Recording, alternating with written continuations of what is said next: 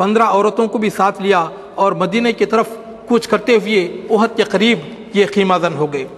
اللہ کے رسول جناب محمد رسول اللہ صلی اللہ علیہ وسلم کو جس وقت یہ پتہ چلا کہ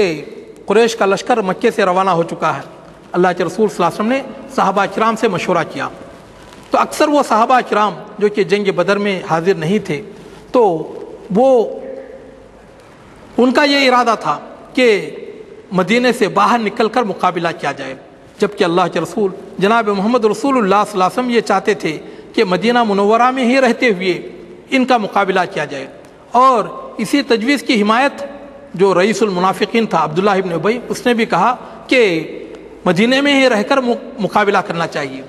اس کی اللہ کے رسول صلی اللہ علیہ وسلم کی اس تجویز کی جو موافقت اس نے کی، اس لیے نہیں کی کہ اسے مدینے میں بیٹھ کر رہنا ہے، مدینے میں بیٹھ کر لڑنا ہے، بلکہ اس لیے اس نے کیا تاکہ جنگ کی نوبت ہی نہ آئے اور مجھے لڑنے کی ضرورت ہی پیش نہ آئے اور میں اپنے ہی گھر میں محفوظ رہوں۔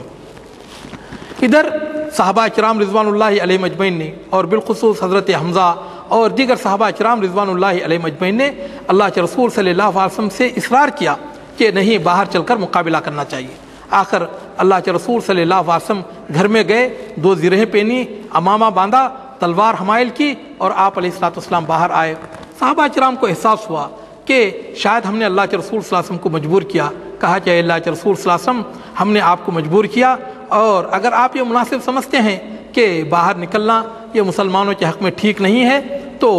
آپ جو تجویز آپ ارشاد فرمائیں ہم اس پر عمل کرنے کے لیے تیار ہیں۔ اللہ کے رسول صلی اللہ علیہ وسلم نے فرمایا کہ جب اللہ کا پیغمبر ہتھیار پہن لیتا ہے تو بغیر جنگ کے اسے رکھ نہیں سکتا۔ تو پھر اللہ کے رسول صلی اللہ علیہ وسلم نے مسلمانوں کو حکم دیا کہ وہ احد کی طرف کوچ کریں۔ تو چنانچہ اللہ کے رسول جناب محمد رسول اللہ صلی اللہ علیہ وسلم نے 1000 مسلمانوں کا لشکر تیار کیا۔ مہاجرین کے دستے کا علم حضرت مصعب بن عمیر رضی اللہ تعالیٰ عنہ کے حوالے کیا، قبیل اوس کا علم حضرت اسید بن حضیر رضی اللہ تعالیٰ عنہ کے حوالے کیا، اور قبیل خزرج کا حضرت حباب بن منذر رضی اللہ تعالیٰ عنہ کا عطا فرمایا۔ تو جس وقت مسلمان مقام شوت میں پہنچے تو یہ وہ مقام تھا کہ جہاں کے سامنے ہی کفار نے بھی پڑاؤ ڈال رکھا تھا۔ تو عبداللہ ابن ابی ابن ابی سلول جو کہ رئیس المنافقین تھا، تو یہاں پر آ کر اس نے بغاوت کر دی، اور صرف یہ بہانہ بناتے ہوئے کہ اے محمد صلی اللہ علیہ وسلم، آپ نے میری بات نہیں مانی، اور میں نے یہ کہا تھا کہ مدینے میں بیٹھ کر لڑنا چاہیے، لیکن آپ نے میری بات نہیں مانی اور ان چھوکروں کی بات آپ نے تسلیم کر لی، اس لیے میں اپنے آدمیوں کو لے کر جا رہا ہوں۔ صرف ایک بہانہ تھا، ورنہ تو اس شخص کا اور یہ جو خبیث تھا تو اس کا ارادہ یہ تھا کہ مسلمانوں کے حوصلے کو پست کر دیا جائے، کیونکہ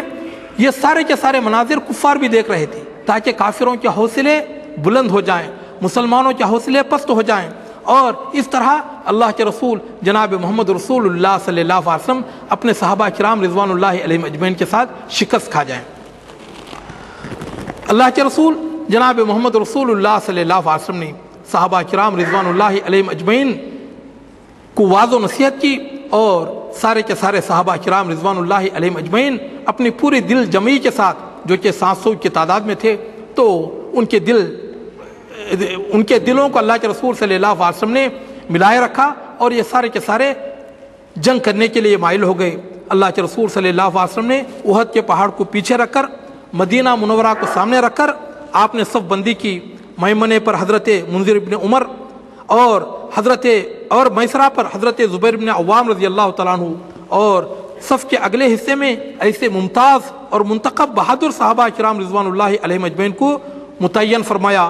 جن کی جانبازی اور دلیری کا شہرہ تھا، اور جنہیں ہزاروں کے برابر سمجھا جاتا تھا۔ اور پھر اللہ کے رسول صلی اللہ علیہ وسلم نے